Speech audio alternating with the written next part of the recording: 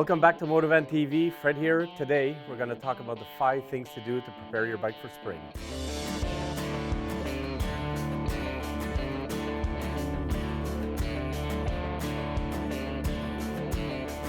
First step is checking overall condition of the tires. So what we want to check is tire pressure, tire tread depth, and any abnormalities on tires such as bumps or cracks.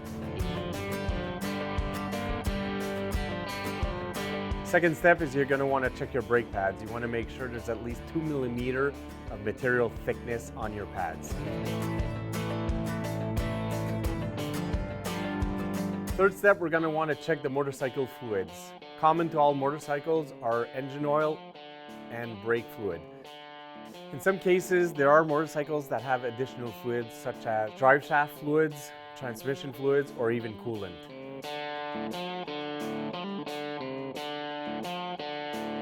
Fourth step is we're going to want to check the battery condition. Any smart charger will be able to tell you if your battery is in good condition or not. Also new on the market are battery trackers. You put the battery tracker on your battery on your motorcycle, it's Bluetooth and relays information to your smartphone.